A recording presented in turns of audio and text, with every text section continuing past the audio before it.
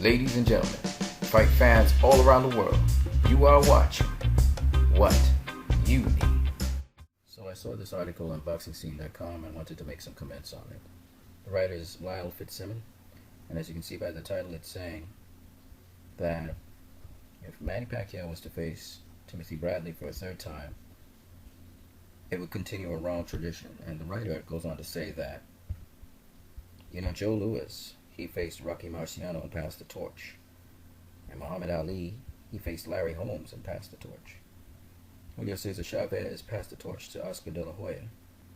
And Oscar De La Hoya passed the torch to Floyd Mayweather. And then this writer goes on to say that Floyd Mayweather, he didn't do that. He didn't pass the torch on to Kell Brook or Thurman or Porter or Golovkin. Instead, he fought Andre Berto, which they called a pedestrian opponent. This is what this person is saying.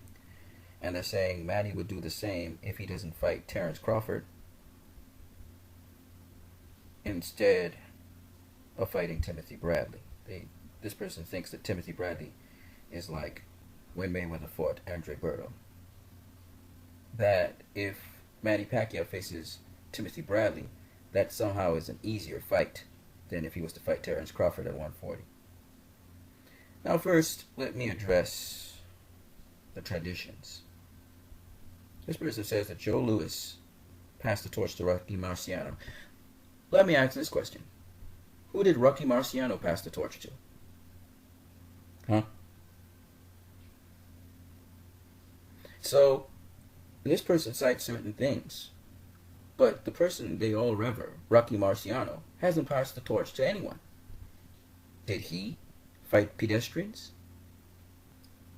I know of other legends in history. Manny Pacquiao is a legend. Floyd Mayweather is a legend. But let's look at Felix Trinidad, shall we? Did he pass the torch to someone who was younger and hungrier than him? When I look at Felix Trinidad's record, he was undefeated until he faced Bernard Hopkins, who was older than him and bigger than him. Did he pass his torch to Bernard Hopkins? Absolutely not. He went on to fight Winky Ronald Wright.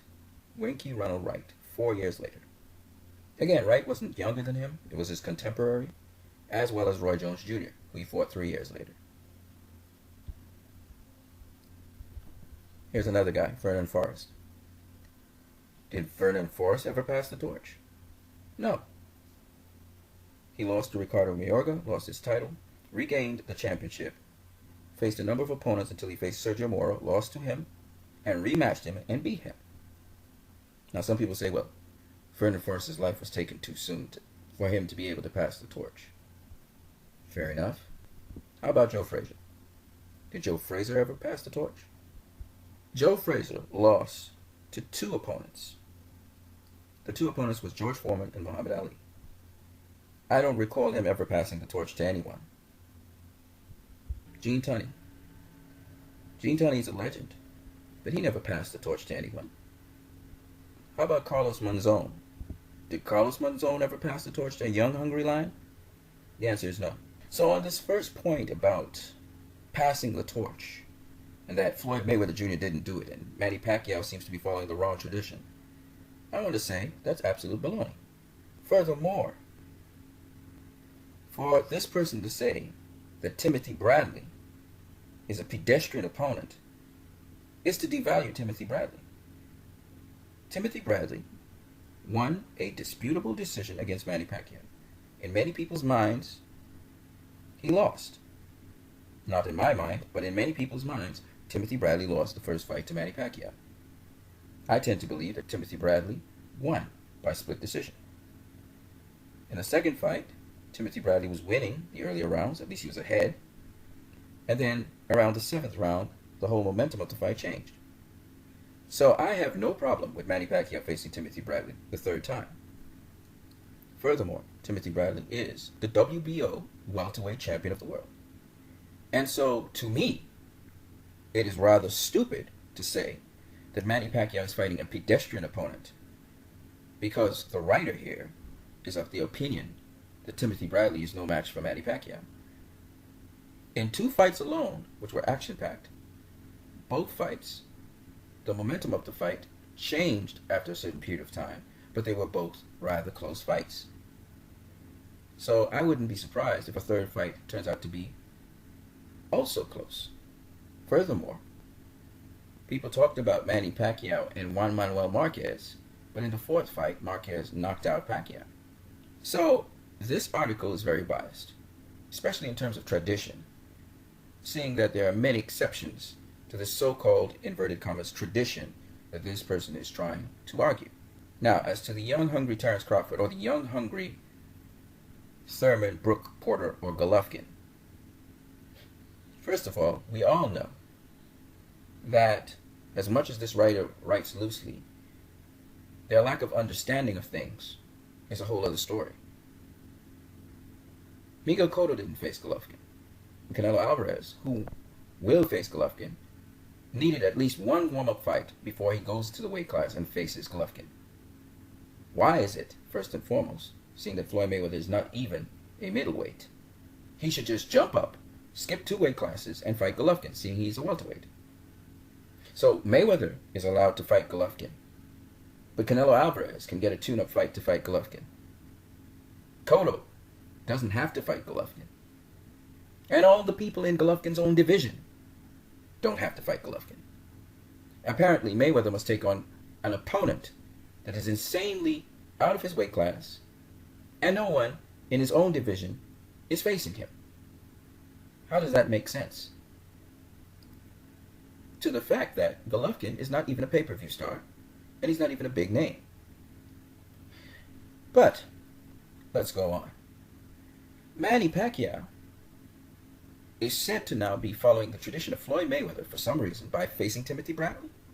That makes absolutely no sense, seeing that Manny Pacquiao has faced Timothy Bradley twice, and Floyd Mayweather himself hasn't faced Timothy Bradley.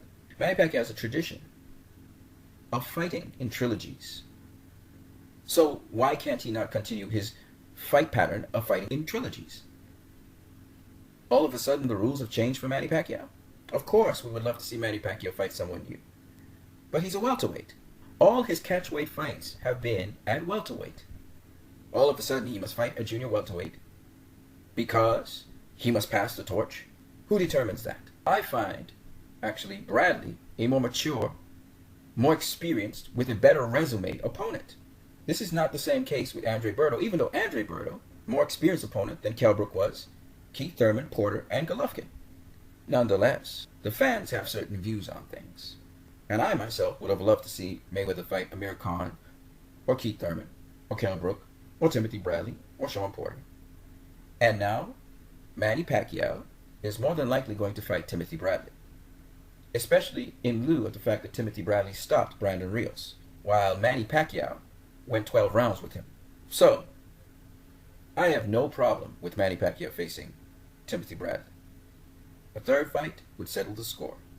I think it is the more logical fight of all the fights, because Timothy Bradley is a decorated, highly experienced, with high caliber opposition opponent to face, versus Terence Crawford, who has only on his resume Yuriorkis Gamboa, a featherweight. Would Gennaro Hernandez pass up his fight with Azuma Nelson to fight Floyd Mayweather Jr.? Absolutely not. So why should Manny Pacquiao pass up a fight with Timothy Bradley to fight Terence Crawford? That makes no sense whatsoever.